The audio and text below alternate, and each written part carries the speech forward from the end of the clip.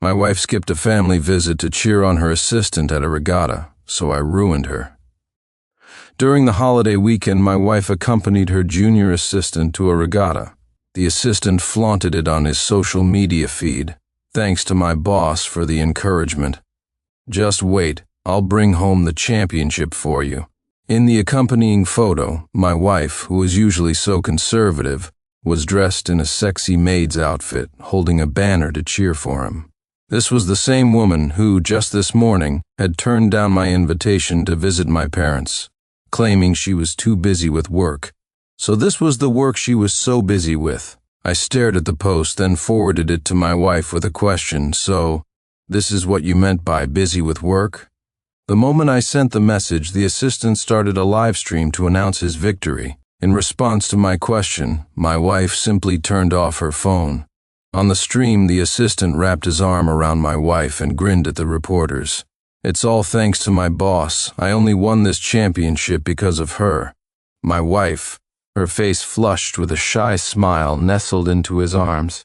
They looked for all the world like a blissfully happy couple. The next second, I dialed the number for my company's headquarters. Halt all financing for the Blackwood Corporation. Sever all business ties with them, effective immediately. Then I posted the live stream video and screenshots online. CEO's wife refuses to visit husband's family, instead dresses provocatively to cheer on her assistant at a regatta. Congratulations to my wife. Looks like she's got a boyfriend now. Chapter 1. After posting, I clicked into Leo Chase's live stream. The camera zoomed in for a close-up of Victoria Blackwood and Leo Chase, their hands clasped together around the trophy. Leo's arm was wrapped tightly around Victoria's waist. She leaned against him, her expression shy and her gaze adoring, as if they were the only two people in the world. At that moment, the comment section was filled with blessings. OMG, this PDA is hitting me right in the feels. He won the championship to give the medal to his boss? She's not his boss, she's his wifey, the powerful female CEO and her junior assistant. I ship them so hard. Suddenly, the number of viewers in the live stream exploded as a flood of new users poured in. Isn't that Victoria Blackwood, CEO of Blackwood Corporation? And the guy next to her must be the assistant. What has the world come to? A female CEO dressed like a tarted-up strumpet. Do people even try to hide their affairs anymore? A tramp and a scumbag, they can both go to hell. In just a few moments, the tone of the comment section had completely changed, and the screen was flooded with vile insults. The users who had been fawning over the attractive couple a second ago instantly changed their tune. The couple, who had been radiating sweetness and love on the stream, felt their smiles freeze as they saw the screen fill with filth. And in less than 5 minutes, the number of viewers had skyrocketed from 100,000 to tens of millions. As more users arrived, more people joined the online mob.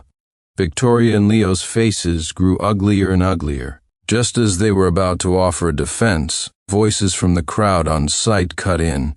Is that them? Are those two the ones from the live stream? Yeah.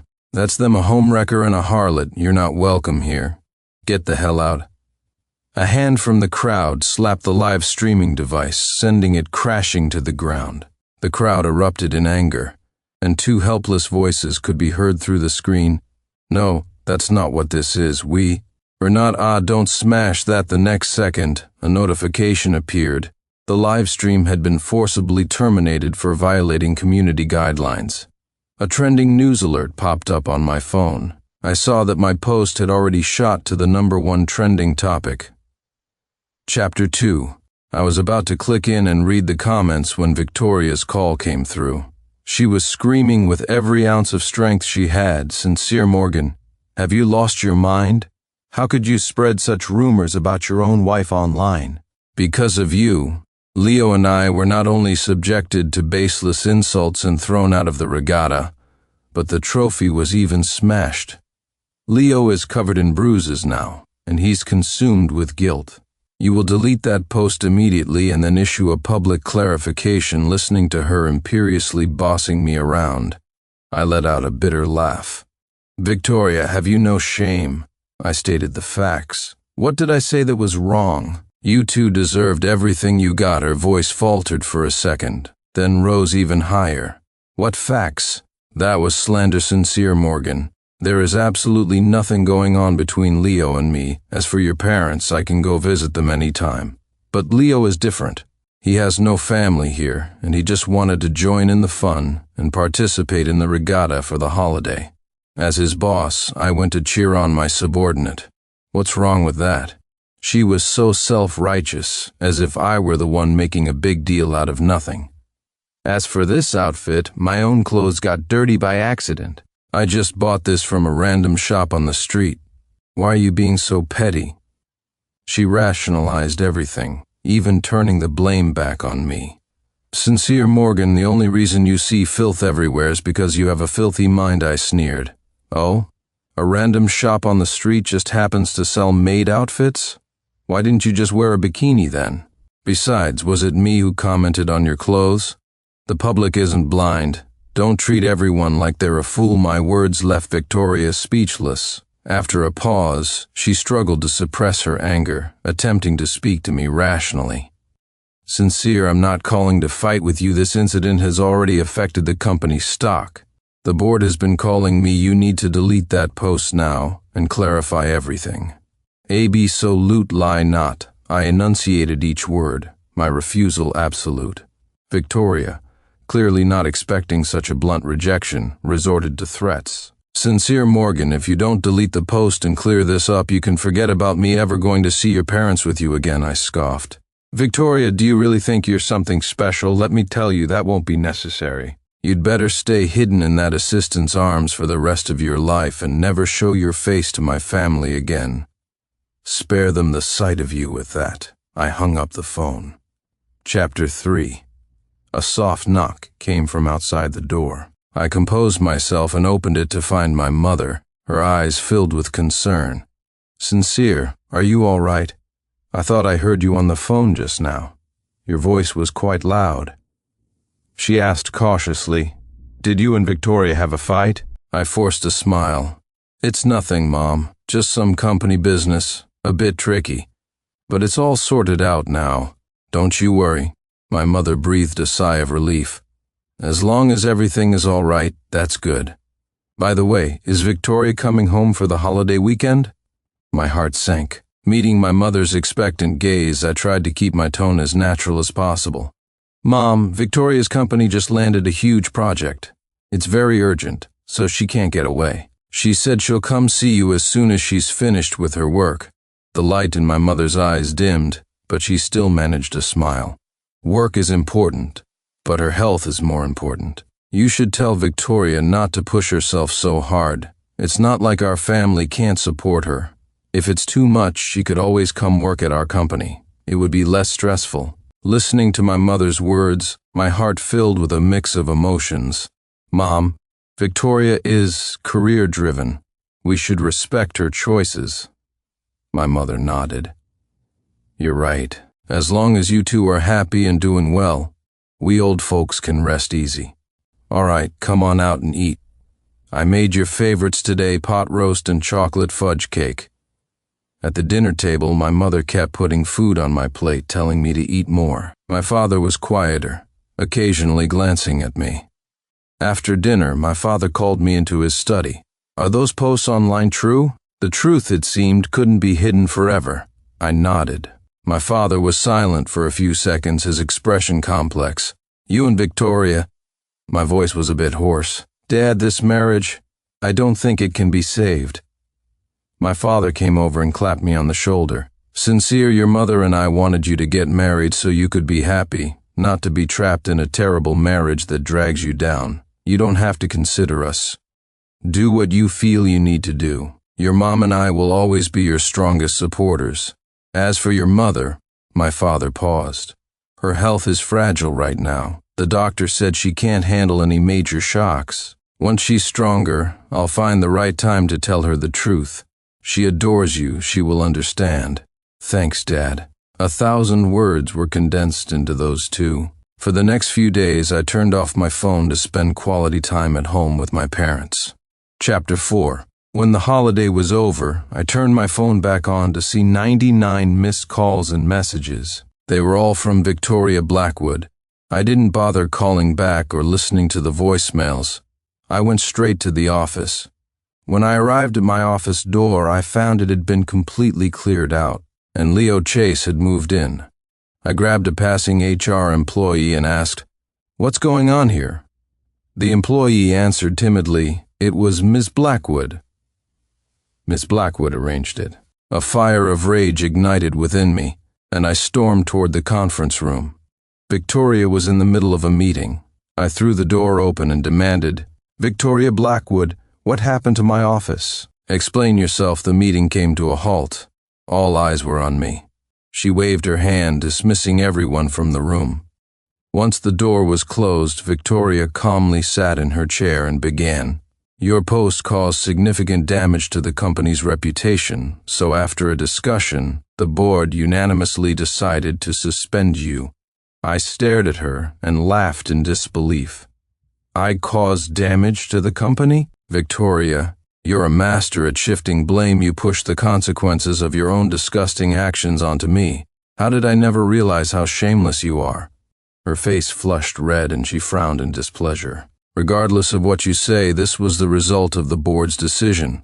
Do you want to see who the public is vilifying?" I took out my phone, intending to open the comments section of my post, but I discovered that my post had been reported and deleted. All related discussions and news articles had also vanished without a trace. Seeing me scroll through my social media feed, a flicker of guilt crossed Victoria's face. "You published a false statement, refused to delete or clarify it, and kept your phone off. I couldn't reach you, so I had to take matters into my own hands to clear things up." Sure enough, on the company's official website, I found a clarification statement. It claimed my account had been hacked and used to post false information, and they apologized for the misuse of public resources. It also announced my temporary resignation as general manager, with Leo Chase appointed as the interim replacement.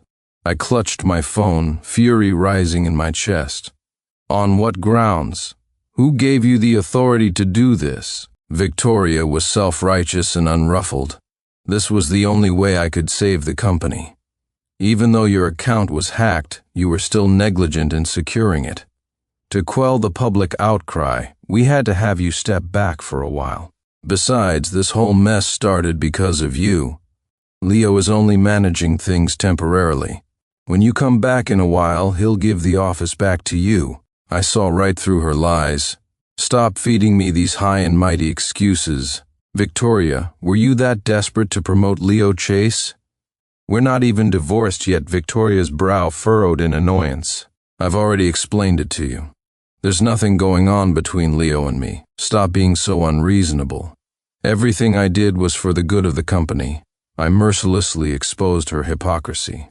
"My mother is sick. I begged you for 2 weeks to come home with me for the holiday weekend to see them. You refused without a second thought, and in the blink of an eye, you're in a maid's outfit, cheering on your assistant. I made one post, and to protect him, you had all the news about it wiped from the internet, and you pinned all the blame on me.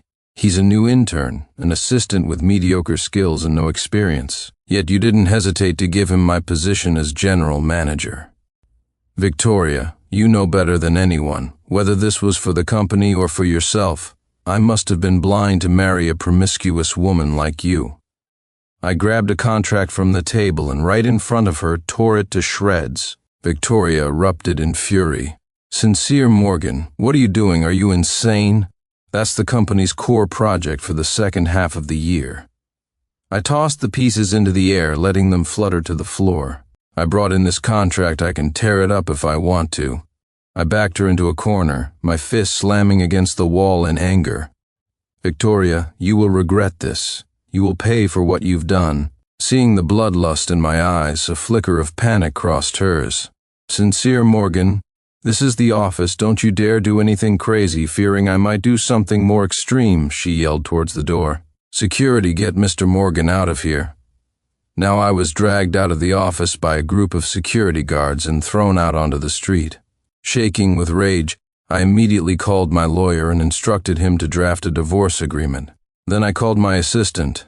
"How is the disengagement from the Blackwood Corporation's collaborations going?" His answer made my heart sink. "Mr. Morgan, those projects, they haven't been stopped.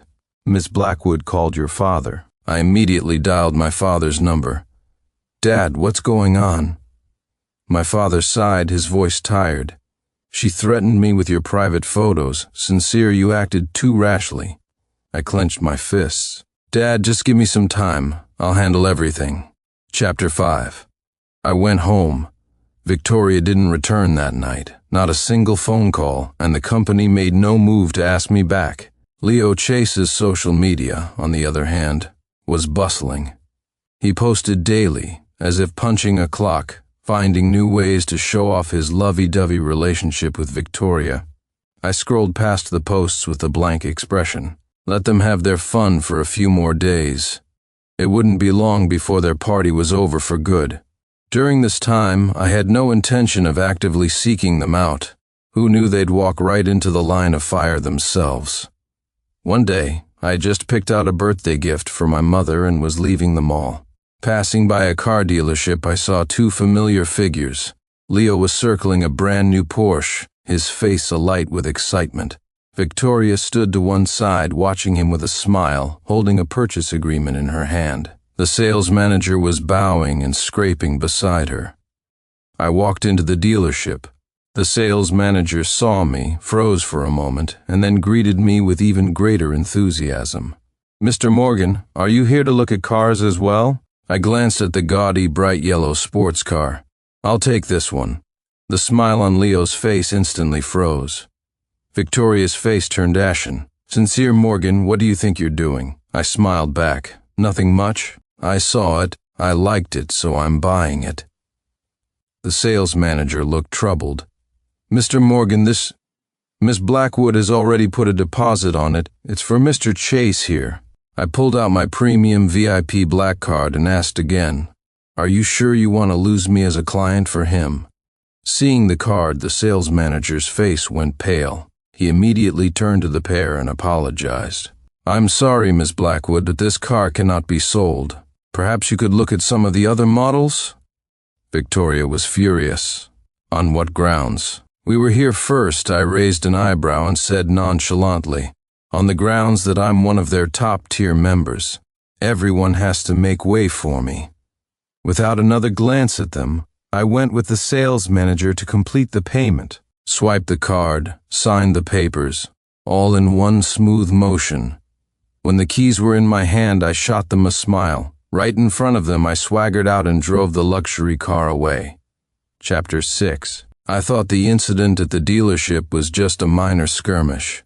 I never expected that the very next morning, my assistant, Chris Carter, would call in a panic. "Mr. Morgan, it's bad, Ms. Blackwood. She's put all of your personal collectibles up for auction." Chris quickly sent me a few screenshots. The auction house's catalog prominently featured my entire collection of antique paintings, sculptures, and rare artifacts, which I had spent years acquiring. Each piece was priceless. But the most eye-catching item was an emerald bracelet. It was the Morgan family heirloom, which my mother had given to Victoria, instructing her to take good care of it. Rage surged through me. By the time I reached the auction house, the bidding for the bracelet was just beginning. The auctioneer's voice boomed through the hall. "Our next item is a flawless emerald green bracelet. The bidding starts at $8 million. Under the spotlight lay my family's heirloom." Stop! My voice cut through the room, and the hall fell silent. Victoria, sitting in the front row, turned to see me, her eyes cold as ice. Leo was nestled beside her, smirking at me with a triumphant tilt of his chin. The auctioneer was at a loss. I walked to the stage. "This bracelet cannot be auctioned." Victoria stood up and walked toward me, her tone defiant. "And why can't it be auctioned?" "Sincere, Morgan, once you gave it to me, it became mine. I have the right to do whatever I want with it." $10 million, I said, bidding directly. "I'll buy it back myself," Victoria sneered. "I'm not selling it to you." "Sincere, Morgan, I will not engage in any transaction with you." "Victoria, don't push it." I stared at her, my fists clenched tight. As we stood at a stalemate, Leo suddenly stood up and spoke in a falsely conciliatory tone. "Victoria, darling, since Mr. Morgan wants it so badly, let's just give it back to him. We shouldn't let this ruin the mood." Then he reached for the bracelet. The next second, with a sharp crack, the bracelet slipped from his hand, fell to the floor, and shattered into several pieces. I grabbed Leo by the collar, my eyes bloodshot. "You bastard, did you do that on purpose?" I raised my fist to strike him down. Victoria shoved me away, shielding Leo behind her. "Sincere, are you crazy? Of course he didn't do it on purpose. Can you stop being so unreasonable?" "Unreasonable?" I laughed, the sound dripping with rage. Seeing her protect him like that, the last shred of affection I had for her was severed completely. I took out my phone and dialed a number for the company's senior management. "Notify everyone. Sever all business ties with the Blackwood Corporation." Immediately, right now, the color drained from Victoria's face. "Sincere Morgan, have you lost your mind?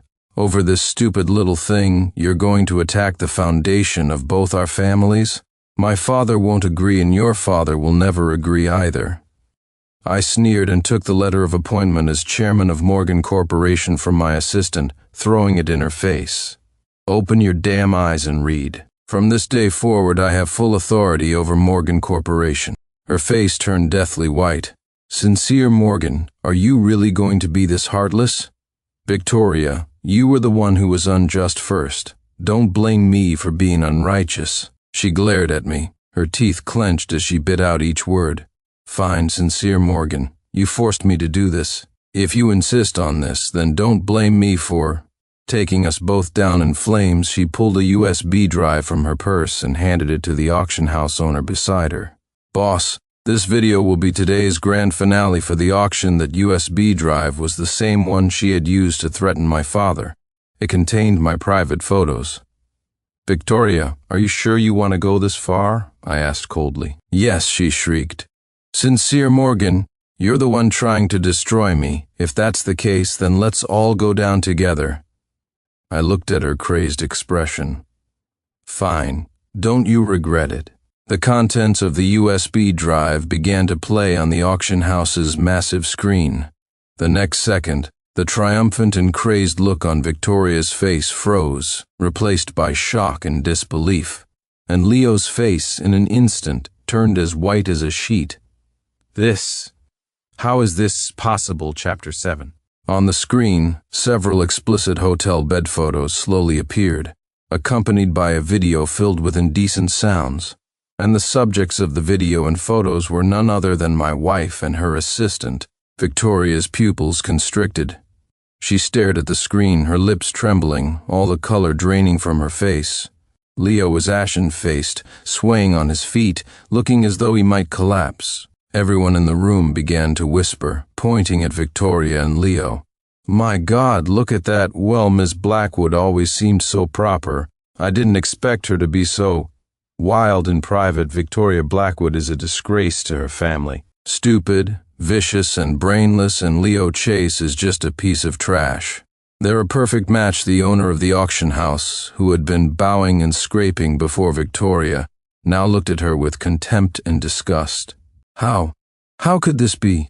Victoria whipped her head around to face me, screaming, her voice trembling. "Sincere Morgan, this is your doing, isn't it?" I sneered. "Victoria, weren't you eager for everyone to see the grand finale?" I took a step forward, my voice low but clear enough to carry through the stirring crowd. "Well, are you satisfied with this finale?" Victoria's chest heaved violently, the hand pointing at me, shaking uncontrollably. "You're despicable, you're shameless," she shrieked. I raised an eyebrow and smiled coldly. "When it comes to shamelessness, who could possibly compare to you? Didn't you want to publicize the contents of that USB drive? I was just helping you fulfill your wish." I looked at her calmly and continued, "Oh, and by the way, I was afraid the reach here might be too small for your liking. So I contacted a few entertainment reporters and hired 50,000 paid online trolls to simultaneously post these videos and photos all over the internet. After today, you two will be completely famous. You could say I learned this trick from her. If she could get those keyboard warriors to wipe out so-called negative press overnight, I figured they'd be just as effective at spreading it. My gaze swept over her and Leo. By the way, besides these private photos and videos, there's also a complete chain of evidence proving that you and your little assistant stole commercial data from Morgan Corporation. Oh, and I almost forgot. I also bought dozens of trending topic slots. I'm sure you'll be seeing them very soon. The next second, Victoria's phone rang. Her secretary's panicked voice was clearly audible even from a distance. "Ms. Blackwood, it's terrible, your photos with Mr. Chase. They're all over the internet. Our stock, it's plummeting. It's about to hit its limit down. Several of our major partners just called to say they're canceling all their contracts immediately. Everyone online they're saying horrible things." The hand holding the phone dropped limply to Victoria's side. Her eyes were bloodshot as she stared at me. "Sincere Morgan, I'm going to kill you," she screamed, completely losing control, and lunged at me like a wild animal. I stood my ground, watching her frantic display with cold eyes. Just as her hand was about to touch me, "Police don't move." Several uniformed officers rushed in, separating us. Seeing the police, Victoria clung to them as if they were a lifeline, pointing at me and screaming hysterically. "Officers, it was him. He's the one who spread rumors and slandered me, and Leo, arrest him. Arrest him." Now the lead officer gave her a blank look. Then he walked past me and went straight to Leo, who was standing by, pale and terrified. With a sharp click, a pair of cold handcuffs snapped around Leo's wrists. Chapter 8. Leo Chase, you are under arrest on suspicion of stealing major trade secrets from the Morgan Corporation. You're coming with us for questioning. The officer's voice was devoid of any warmth. Leo looked as if all the strength had been drained from him, his face a deathly pale sheet. He shot a look at Victoria, his eyes filled with a mixture of venom and pleading, his voice sharp. "It wasn't me. It was her. Victoria Blackwood ordered me to do it. She made me do everything." Victoria's eyes widened in disbelief, staring at the man who just moments before had been her intimate partner. Now, he was unhesitatingly throwing all the blame onto her. Shaking with rage, she swung her hand and slapped Leo hard across the face. "Leo Chase, you despicable, shameless scoundrel, what nonsense are you spouting? When did I ever order you to do such a thing?" Leo clutched his cheek, his eyes growing even more sinister. "Ms. Blackwood, at a time like this, do you really think you can walk away clean?" He turned to the police, his tone urgent. "Officers, don't believe her. She's the mastermind behind all of this. I have proof. I have emails and chat logs of her instructing me to steal trade secrets from Morgan Corporation. If you're taking me, you have to take her for questioning too." The lead officer frowned and motioned for a subordinate to take the phone Leo was offering. He quickly scrolled through the so-called evidence. A moment later, the officer's gaze fell back on Victoria, now filled with scrutiny. He started walking toward her. When Victoria saw the officer actually approaching her, the arrogance in her eyes instantly vanished. She was utterly panicked. She knew she had been backstabbed and cornered by this ungrateful snake, Leo. This man would do anything to save his own skin. With a thud, Victoria's legs gave out, and she collapsed to her knees before me. She clung to my leg, her face streaked with tears and snot, all traces of the high and mighty CEO gone. Sincere Morgan. I was wrong. I was truly wrong. I was blind. My heart was clouded. I was fooled by this scoundrel. Leo, please, can you forgive me just this once? I'm begging you, save me for the sake of the years we were married. Please help me." I looked down at her pathetic state, feeling not a ripple of emotion. "It's too late, Victoria." My voice was calm but resolute. "I gave you so many chances. Did you ever cherish a single one? Even now you're still trying to pin all the blame on Leo. But isn't the real culprit you? If you hadn't given him those ambiguous signals, making him think he had a chance. If you hadn't, for your own selfish desires, given him privileges far beyond those of an assistant, how could he have become so reckless? And how could he have so easily obtained core data from Morgan Corporation? Victoria's hands, clutching my leg, went stiff. She looked up, her tear-filled eyes brimming with despair. Seeing that begging wasn't working, her eyes darted around, and her tone shifted again, this time to one of threat. "Sincere Morgan, don't forget, we are husband and wife. The interests of Blackwood and Morgan are deeply intertwined. We rise and fall together if something happens to me. Victoria Blackwood, you, Sincere Morgan, and your whole family won't get off easy. Do you really think you can wash your hands of this?" I sneered and took a file from my assistant. Then, I ruthlessly threw it in her face. "Victoria, read this carefully. While your photos with Leo were going viral online, our divorce decree was finalized. Legally speaking, as of now, we are no longer husband and wife. Your business is your own. It has nothing to do with me or the Morgan Corporation. You're on your own." Without another glance, I kicked her hand away and turned to leave.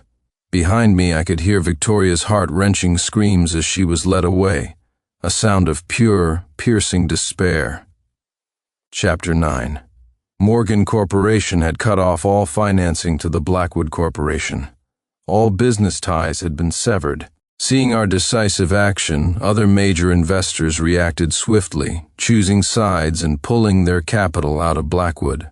As a result, all of Victoria's family projects came to a screeching halt. Their stock plummeted for days on end, becoming virtually worthless. Her parents begged for help everywhere they went, but were met with closed doors. No one dared to extend a hand to them at such a critical time. The complete collapse of their cash flow left them facing astronomical breach of contract penalties. The storm of their downfall was the talk of the town. Under careful medical supervision, my mother's health gradually improved. I found a suitable moment and told her everything that had happened. After listening, my mother simply patted my hand gently. Her eyes held no blame, only a deep sense of compassion. "Sincere, you've been through so much." Her understanding and empathy finally allowed the tight knot of tension in my heart to loosen. One day I was sitting with my mother in the living room, enjoying a rare moment of peace. Victoria's parents, carrying bags filled with expensive gifts and health supplements, arrived uninvited. The moment they walked in, they warmly grasped my mother's hands, showering her with questions and feigned concern. "My dear family, are you feeling better? We came especially to see you." My mother responded politely, but with a noticeable distance. I sneered inwardly. During the entire time my mother was sick, they had never once bothered to visit. Now that the Blackwood empire was on the verge of collapse, they were suddenly desperate to curry favor. My mother was still recovering and shouldn't be subjected to any major stress. Sensing the scene was about to turn ugly, I helped her back to her room to rest. When I returned to the living room, I stared at them with a blank expression. Reginald Blackwood wrung his hands, his face plastered with a cautious smile, as he tentatively began. "Sincere, my boy, how have things been with you and Victoria lately? Why so suddenly? Have all the business dealings between our families been cut off? Did Victoria do something wrong? Did she make you angry? You tell me, and I'll be sure to teach her a lesson." Before he could finish, my father descended the stairs, his face grim. "Ah!" My father's sharp exclamation made Reginald and Eleanor Blackwood freeze. "You Blackwoods are all shameless.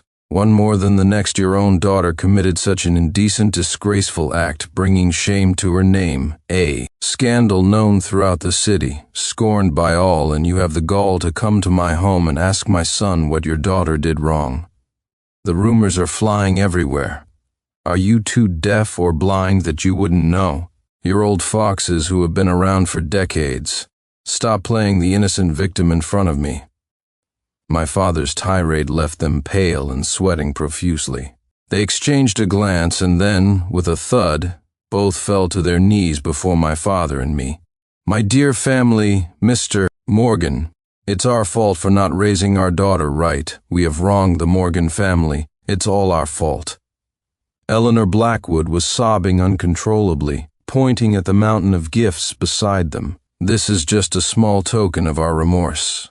We came to apologize for the sake of our past relationship, please." My eyes were cold as I gave a subtle nod to my assistant.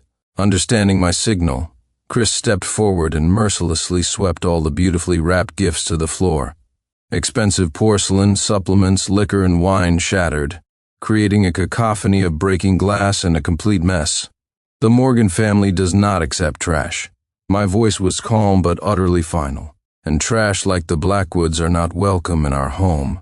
Ignoring the debris on the floor and the risk of cutting themselves on the broken shards, Reginald and Eleanor began to kowtow frantically before my father and me, their foreheads repeatedly striking the floor with audible thuds. "Mr. Morgan, Sincere, we're begging you, please have mercy, please spare the Blackwood family. A century-old legacy can't be destroyed in our hands. We're begging you, we're atoning for our sins." Their hysterical cries held no interest for me. I had seen enough of these crocodile tears and would no longer be moved by them. "Butler." I couldn't even be bothered to look at them.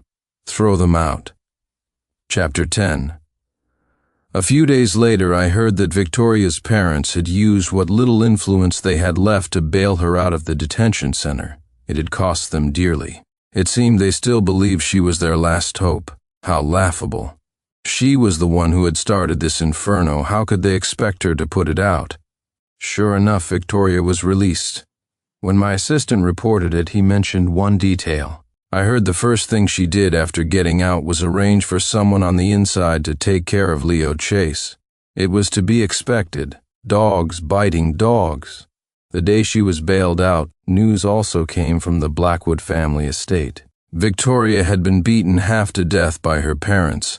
Then, like a piece of garbage, she was dumped outside the gates of my family's estate.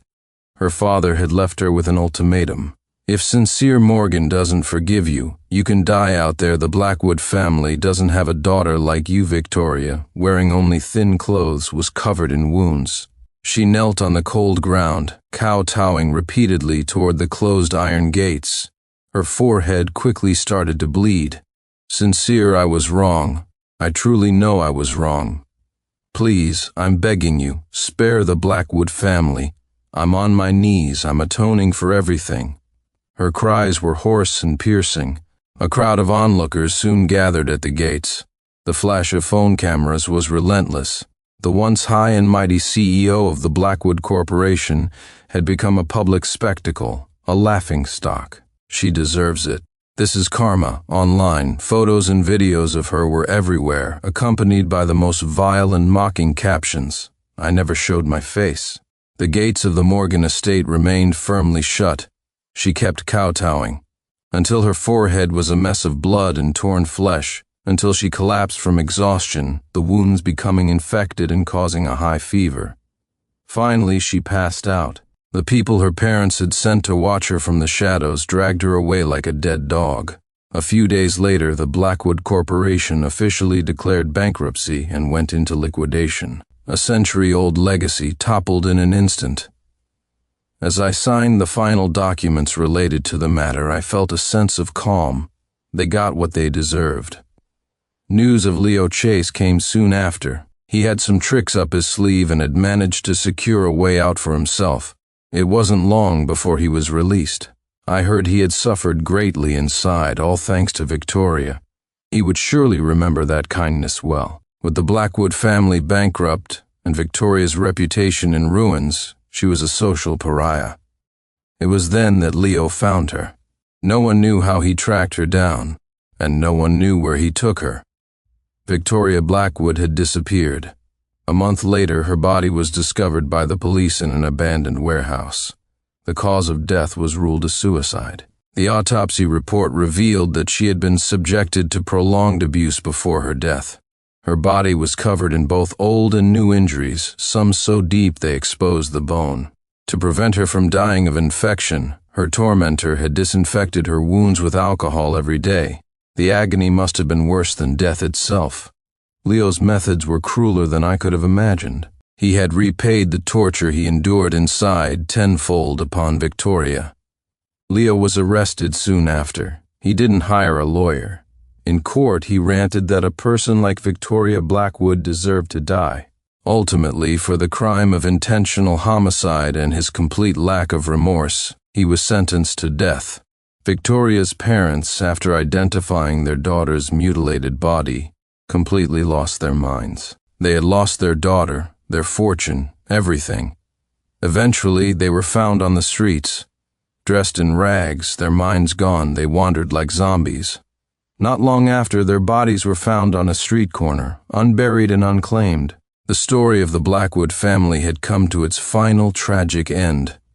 Several months later, I had taken full control of the Morgan Corporation. My father, finally able to rest easy, decided to retire. He and my mother began a trip around the world.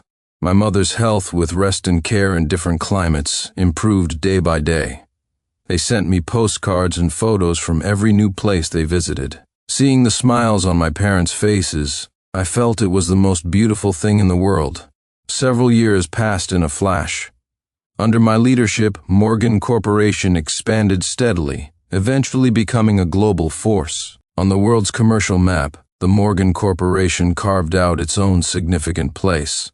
It also gained a corresponding voice of authority. I stood on the top floor of the corporate headquarters, looking up at the stars. The people and events of the past had long since been cast from my mind, turned to dust, unworthy of another thought. I was moving toward a much brighter future. The end.